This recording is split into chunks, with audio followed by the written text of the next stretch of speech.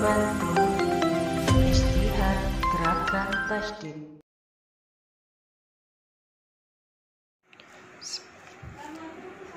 Assalamualaikum warahmatullahi wabarakatuh.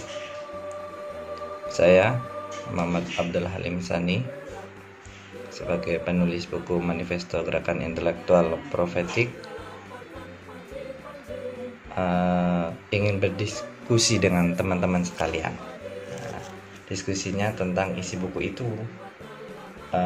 Saya ucapkan terima kasih kepada pimpinan cabang Ikatan Mahasiswa Muhammadiyah Bantul, Yogyakarta yang telah mengundang saya untuk mendiskusikan isi buku itu kepada seluruh teman-teman IMM se-Indonesia, khususnya untuk IMM Kabupaten Bantul yang baru berdiri selama 1 tahun ini. Kepada teman-teman IMM Bantul, di era wabahnya penyebaran COVID-19 ini, apa yang dilakukan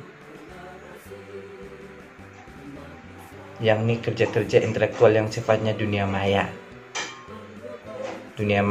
berarti dunia virtual yang kita tidak bisa bertatap muka secara langsung, tapi mudah-mudahan apa yang kita lakukan memperoleh hasil maksimal dan diridhoi oleh Allah. Oke, teman-teman, kita lanjutkan diskusi kita kali ini membahas tentang buku Manifesto Gerakan Intelektual Profetik. Buku itu sebetulnya untuk teman-teman. Kenapa untuk teman-teman? Karena saya menulis buku itu sebagai kenang-kenangan agar teman-teman mengenal nilai-nilai IMM, minimal secara filosofis dan paradigmatik. Gerakan yang nilai-nilai tersebut akan menjadi sebuah gerakan jika diaplikasikan dalam kehidupan. Buku itu tulis sekitar tahun 2005, jadi sudah sangat lama sekali, dan terbit 2011, 2011, seingat saya, dan sempat direvisi, diterbitkan ulang oleh UMS Pers yang sebelumnya diterbitkan oleh Samudra Biru pada tahun 2011. Buku itu yang dahulunya 10 bab karena edisi revisi menjadi 11 bab. Bab yang ada dalam buku itu, yang pertama adalah pendahuluan. Di pendahuluan ini teman-teman akan berisi tentang sebetulnya apa sih warna merah ikatan dan bagaimana warna merah itu diobjektifikasikan dalam gerakan. Yang kedua tentang apa sih sebetulnya gerakan intelektual profetis IMM itu, secara praksisnya seperti apa, gitu. Dan yang ketiga, ini menelisik tentang studi IMM terdahulu, di mana dalam studi IMM terdahulu itu memuat bagaimana tentang ikatan mahasiswa Muhammadiyah dari masa ke masa, yakni karya-karya apa yang dimiliki oleh kader IMM yang selama ini memang kita cukup kesulitan mencari referensi tentang buku-buku ikatan mahasiswa Muhammadiyah. Namun di akhir di tahun-tahun ini kita sudah mulai menemukan banyak kader IMM yang sudah mulai menulis, sehingga kita bisa melihat contoh misalkan karya yang terbaru Sukma IMM punya Mas Bayu dari PC IMM Jakarta Selatan, ada punya Mas Soleh IMM Otentik, dan yang lain mungkin yang perlu dikaji secara lebih mendalam. Terus yang keempat, yakni bagian kerangka Manifesto Intelektual Profetik, yakni buku itu sendiri yang terdiri dari 11 bab, gitu. Sebab itu terdiri dari yang pertama pendahuluan, bab yang kedua tentang manusia dan perspektif ikatan, bab ketiga tentang menggali makna simbol ikatan mahasiswa Muhammadiyah, bab ketiga mengenai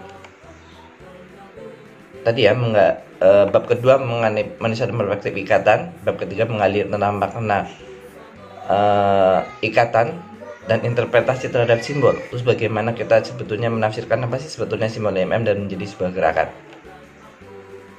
Dan bab keempat, mohon maaf ya, yakni mewujudkan kader ikatan, atau mungkin bagaimana sih sebetulnya profil kader IMM itu sendiri, dan sehingga dari profil ini memunculkan ciri khas IMM gitu. Terusannya yang kelima, membahas tentang realitas sekarang. Realitas sekarang itu yang sempat saya cermati, yakni adanya globalisasi sama neokolonialisme dan multikultural. Itu sebuah istilahnya penduduk Indonesia memang multikultural itu. Bab keenam membahas tentang realitas Muhammadiyah. Nah, di sini realitas Muhammadiyah, alangkah idealnya mungkin kita kembali kepada nilai-nilai filosofis Ahmad Dahlan. Sehingga di sini saya mengasih subjudul yakni bercermin kepada pendiri Ikatan Mahasiswa Muhammadiyah. Bab ke-7 tentang bagaimana menggambarkan tentang kesadaran. Nah, gitu. Di sini akan terpetakan sebetulnya tentang kesadaran itu. Apakah kesadaran kita itu mengadopsi dari teorinya Paulo Freire, yakni tentang naival consciousness, magical consciousness, dan critical consciousness. Tapi kita memiliki nilai kesadaran sendiri, yakni prophetical consciousness. Seperti apakah prophetical consciousness? Kita akan bahas di bab ke-7 itu ya. Bab yang ke-8 ada tentang bagaimana metodologi gerakan intelektual profetik itu. Jadi bagaimana kerja intelektual profetik, cara-cara yang dilakukan sebagai seorang intelektual profetik dan melakukan proses perubahan sosial. Itu adalah terisi dari bab 8 itu.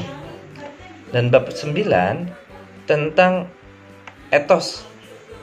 Jadi seorang intelektual profetik itu memiliki nilai yang khusus atau ciri khas.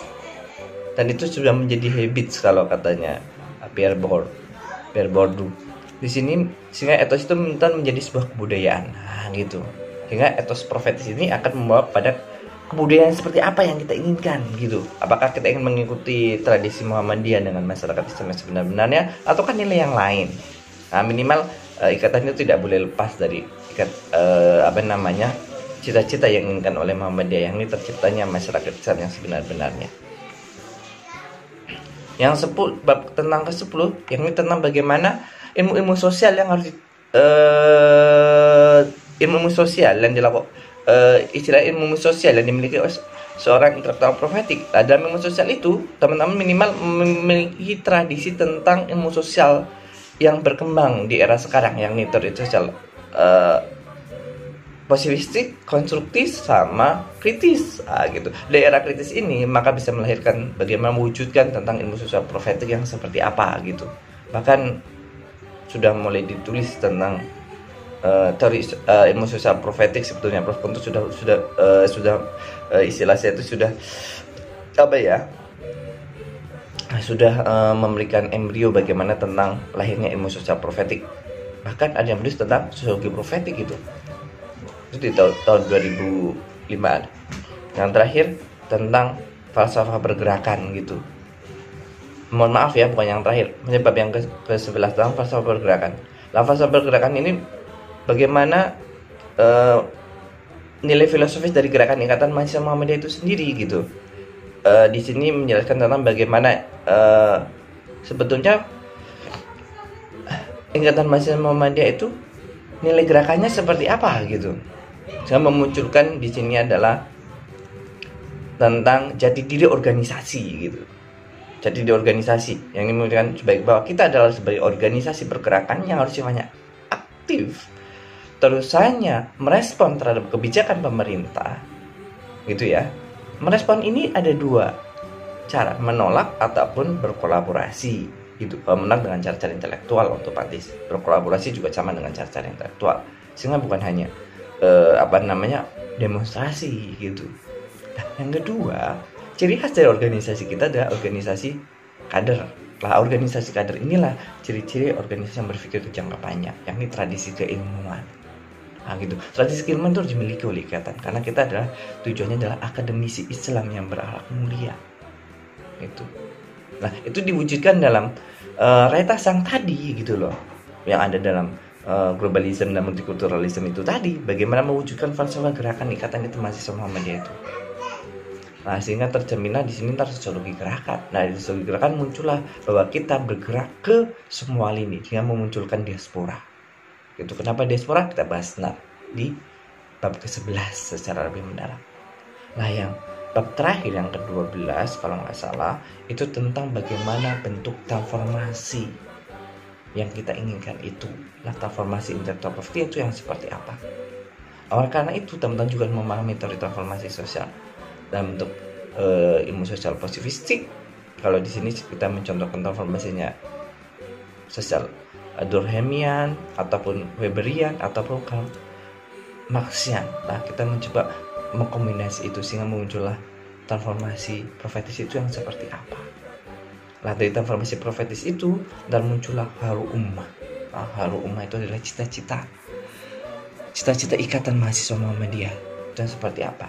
Dan yang paling terakhir itu adalah muncullah lampiran-lampiran.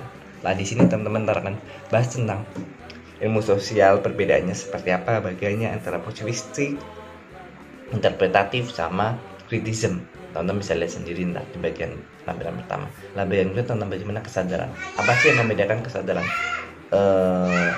magical consciousness, naive consciousness sama critical consciousness atau prophetical consciousness? Itu yang berbeda dengan nilai kesadarannya Freud. Lampiran yang ketiga itu berisi tentang bagian dari intelektual profetik, upaya memberikan perubahan terhadap peradaban. Nah, itu adalah tugas kita semua, teman-teman. Itu pendahuluan dari buku Manifesto Intelektual Profetik. Sangat kira-kira itu yang kita bisa lakukan. Yang selanjutnya yakni tentang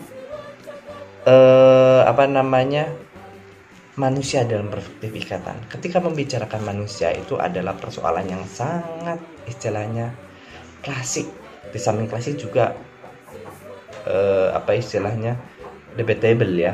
Kenapa yang debatable? Karena memang tidak pernah namanya membahas tentang manusia itu tidak pernah usang, selalu ingin dikaji-kaji.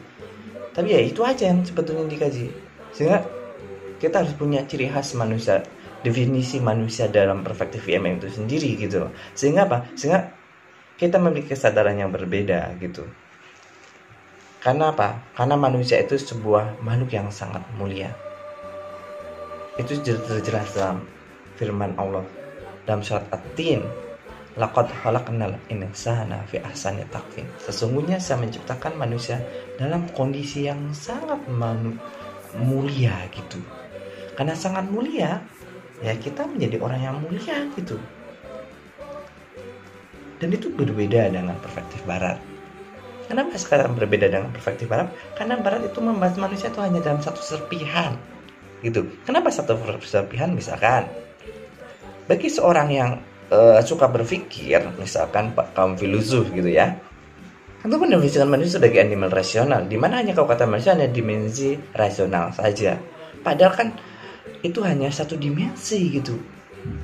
Akal itu yang dimiliki oleh manusia gitu. Karena hanya dimensi akal saja itu yang membedakan manusia dengan yang lain katanya. Padahal kan bukan hanya itu gitu. Sehingga di sini manusia dengan akalnya, manusia mampu berpikir, bahkan memiliki budi gitu, memiliki tradisi apa, dengan akal berpikir itu kita bisa membangun sebuah peradaban gitu. Tapi bukan hanya itu saja, karena dengan akalnya juga manusia itu mampu menciptakan sebuah alat-alat untuk bekerja. Bukan hanya alat bekerja saja, tapi dia juga mampu untuk bekerja sama dengan yang lain. Saya mengatakan bahwa manusia itu disebut sebagai homo fiber gitu, mampu bekerja dan menciptakan pekerjaan. Soalnya juga bukan hanya itu, manusia juga orang barat itu mendefinisikan dengan homo ludens gitu. Homo ludens itu apa? Homo ludens itu adalah makhluk yang senang bermain. Apa yang dilakukan manusia itu sebuah permainan, dan permainan itu untuk mengungkapkan sisi-sisi manusia, sehingga sini bersifat mencari sebuah kesenangan, nilai fun gitu, nilai yang senang dan lucu gitu. Itu manusia.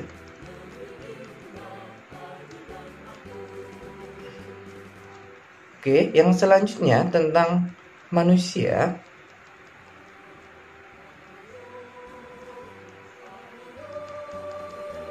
Juga bahwa manusia itu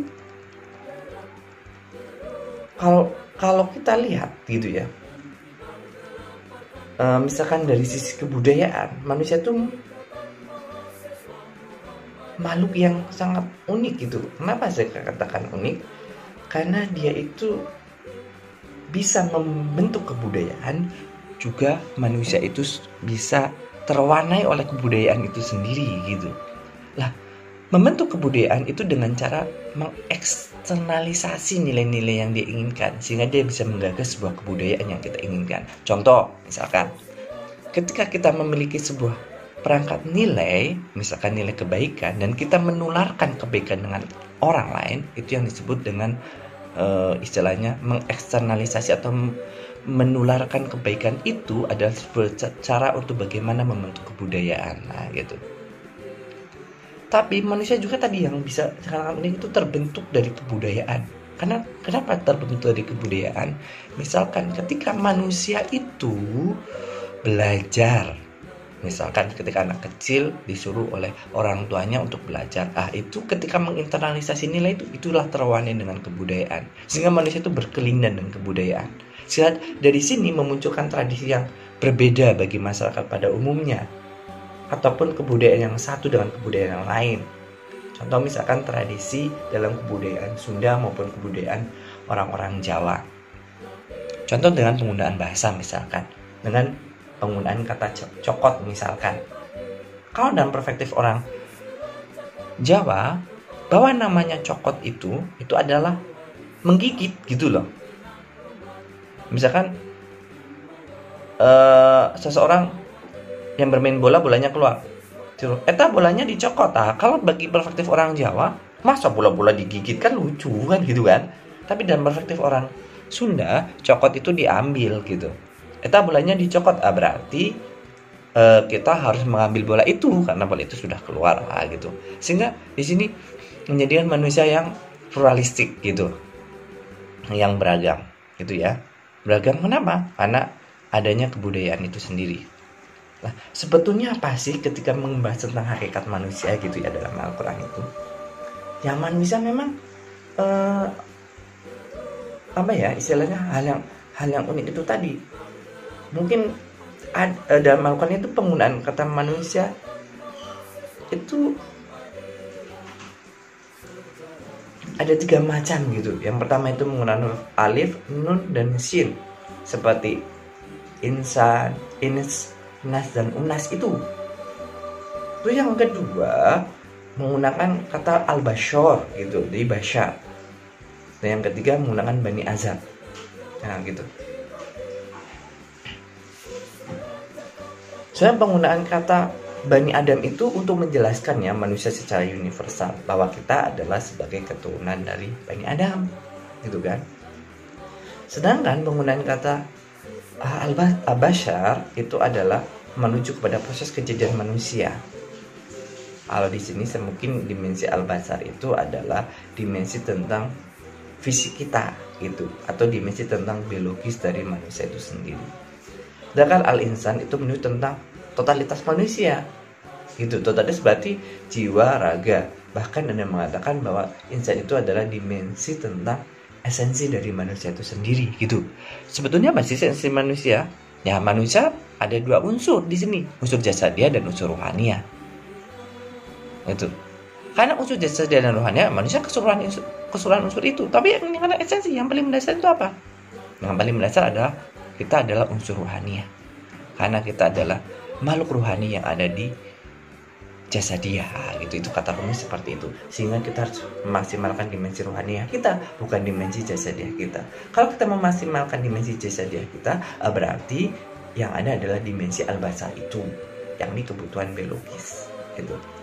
Ketika kita bisa mampu memaksimalkan dimensi rohaniah kita, itulah dari dimensi rohaniah, dan kita berkumpul dengan makhluk-makhluk rohani yang lebih utama itu ya teman-teman ya gitu. Oke, yang selanjutnya tentang manusia, sebetulnya dalam lembaganya ketika kita membahas tentang manusia dan bagainya itu, menurut ahli syariat ya kita dimensi tadi rohaniah, yakni penjelmaan dari ruh Tuhan dan lembu yang busuk gitu. Jadi itu lahir dari manusia. Lembu yang busuk itu apa? Itu menjadi apa ya istilahnya itu dimensi al-basar itu sendiri gitu loh.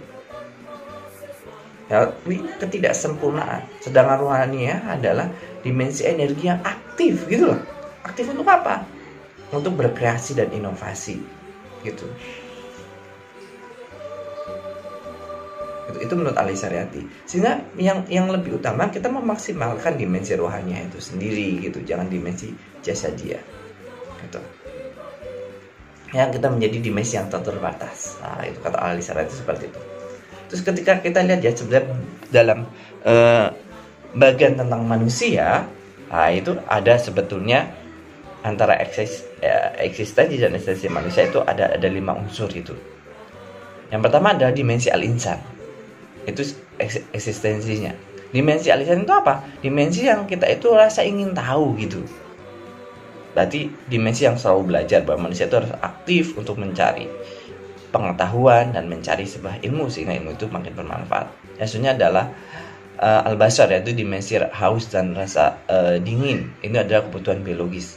Kemudian ada dimensi Abdullah yang bisa berterima kasih kepada Allah, dan dimensi Anas yakni adalah dimensi yang dimana kita itu ya kadang tidak tahan dengan kesendirian. Karena tidak tahan dengan kesendirian, maka manusia itu secara fitrahnya adalah berpasang-pasangan. Gitu. Hidup sosial, selalu bersama, nggak bisa hidup sendirian. Gitu ya.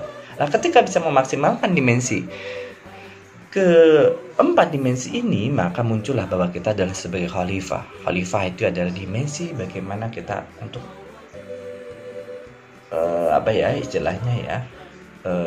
bisa memanajemen diri sendiri gitu. Ketika bisa memanajemen diri sendiri, kita bisa memanajemen orang lain. Nah, ini ada dimensi tentang estetika, yakni dimensi tentang kepemimpinan, dimensi tentang bagaimana seni untuk mengatur orang lain itu.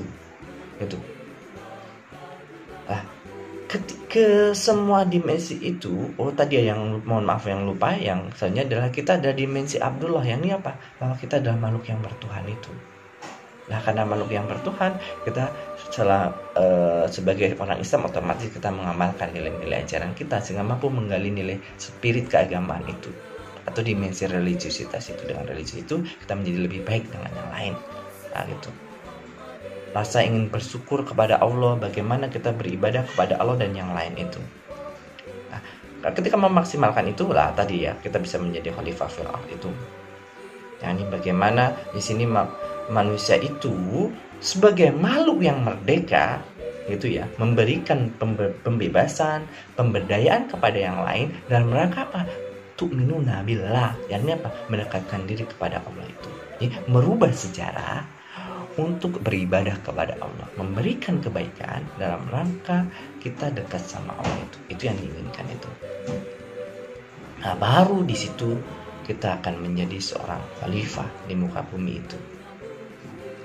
Istilahnya adalah menegakkan nilai-nilai Tuhan atau menciptakan surga di dunia. Nah, gitulah. Itu adalah gambaran manusia itu tersendiri. Itu ya, ketika bisa memaksimalkan nilai-nilai tersebut. Lah, sehingga tujuan dalam manusia dalam perspektif ikatan itu bukan hanya memenuhi kebutuhan biologis itu, ataupun kebutuhan intelektual, ataupun kebutuhan beribadah saja sebagaimana orang-orang sufi. Tapi kita adalah bertindak kemanusiaan sebagai wasilah, sebagai cara untuk untuk beribadah kepada Allah. Gitu ya. Jadi spiritual kita menjadi spiritual yang utuh dalam rangka untuk beribadah kepada Allah itu sendiri. Atau di sini manusia dalam perfect pandangan ikatan, saya bacakannya adalah manusia memiliki kesadaran kenabian, melakukan transformasi sesuai dengan kompetensinya masing-masing. Jadi apa? Sesuai dengan bidangnya, sesuai dengan keahliannya. Gitu. Manusia ini berubah eksisten menjadi khalifah fil ardh sehingga mampu menjadi karakter insanul kamil yang terhadap sesama maupun terhadap alam. Mungkin itu dulu pembahasan diskusi kali ini. Kita lanjutkan dan bab selanjutnya. Oke, terima kasih. Assalamualaikum warahmatullahi wabarakatuh. Ikatan Mahasiswa Muhammadiyah Sejarah